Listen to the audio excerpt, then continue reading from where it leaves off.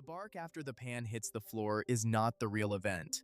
The real event happened a fraction of a second earlier, inside your dog's nervous system. And that's the part most owners never see. A cabinet slams. Kids shriek down the hallway. Someone raises their voice in the kitchen. A metal bowl drops on tile. The blender erupts. Guests laugh too loud, too fast. The smoke alarm chirps once. And suddenly your dog changes. Maybe they bark at nothing. Maybe they bolt out of the room. Maybe they freeze, stare, pant, pace, hide behind your legs, jump on you, grab a toy, lick their lips, shake off, or ignore a cue they normally know. Sometimes they look dramatic. Sometimes they look stubborn. Sometimes they look almost ridiculous, like they're making a scene over something completely ordinary. And honestly, from the human side, that assumption makes sense. You know what happened. You know the pan was just a pan. You know the raised voice wasn't directed at them. You know the blender has lived in this kitchen for 3 years. So when your dog reacts as if something important just happened, it's easy to think they're being too sensitive, badly behaved, or weirdly inconsistent. But here's the deeper truth. Your dog is almost never reacting to the sound alone. They're reacting to what their nervous system predicts that sound means. That is a very different story, because dogs do not experience a loud household moment as one neat, isolated event. They experience it as a fast chain of sensory information, memory, body chemistry, social meaning, and survival math. Before they decide anything, their body has already started answering a question older than training and faster than thought. Am I safe right now? That process starts with something called the orienting response.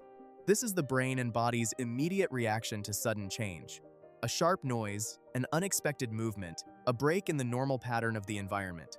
The ears catch it first, of course, but the important part is what happens next.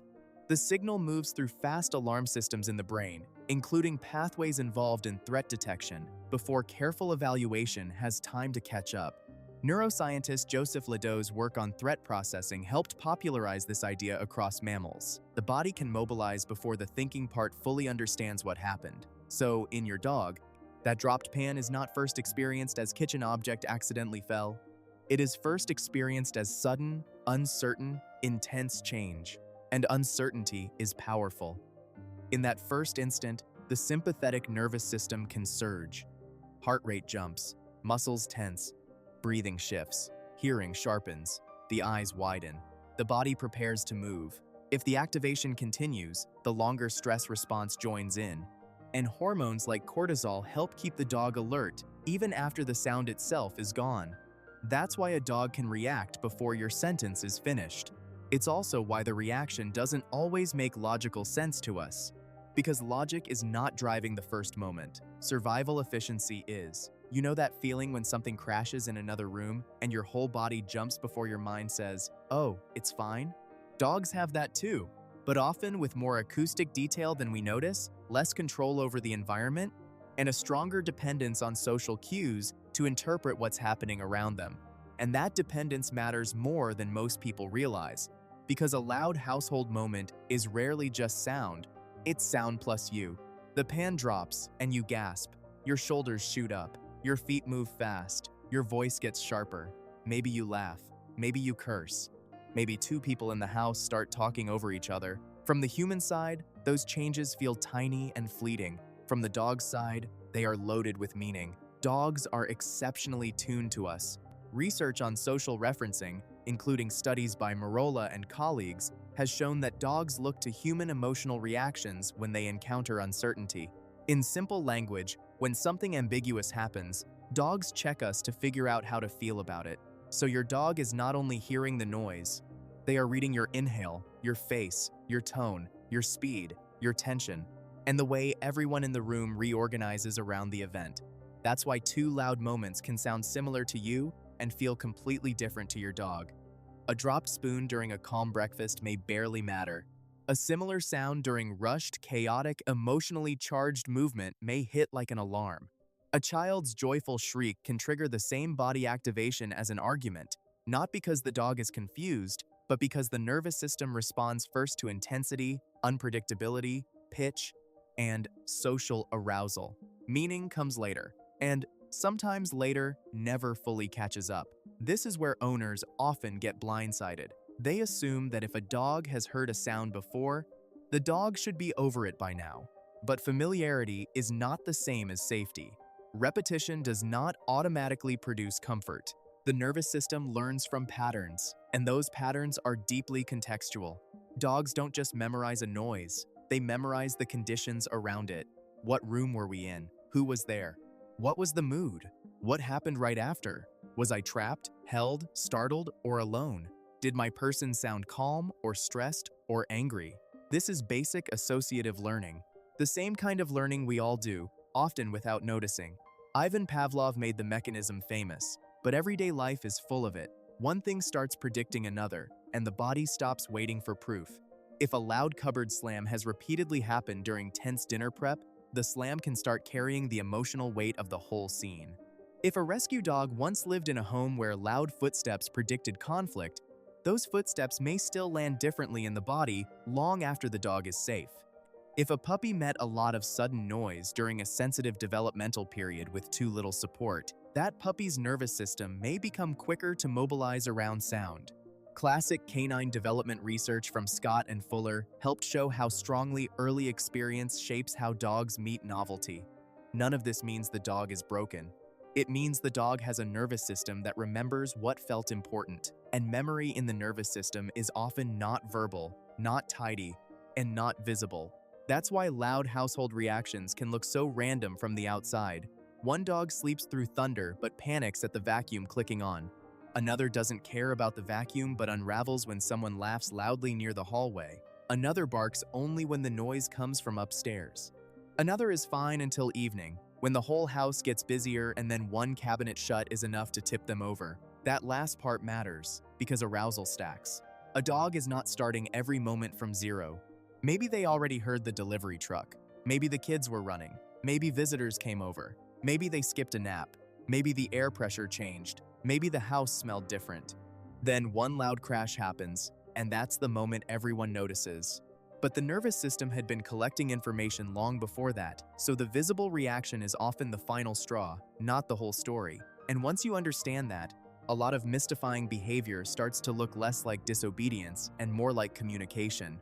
The bark after the crash may be an alarm call. The running away may be distance seeking. The freezing may be the body buying time. The lip lick, sudden sniffing, scratching, yawning, or head turn may be small regulatory behaviors, little attempts to bring the system down. The frantic toy grab can be a displacement behavior, a way to channel arousal into something familiar. The shake off after the moment passes can be the nervous system trying to reset. Even clinginess starts to look different through this lens. When a dog follows you after a loud moment, leans into your legs, watches your face, or suddenly won't let you leave the room, many owners feel conflicted. Part of them feels needed. Another part worries the dog is becoming too dependent. But attachment research in dogs, including work by Topol and others, has shown something very important. Dogs use caregivers as a secure base. Under stress, proximity is not manipulation. It is regulation.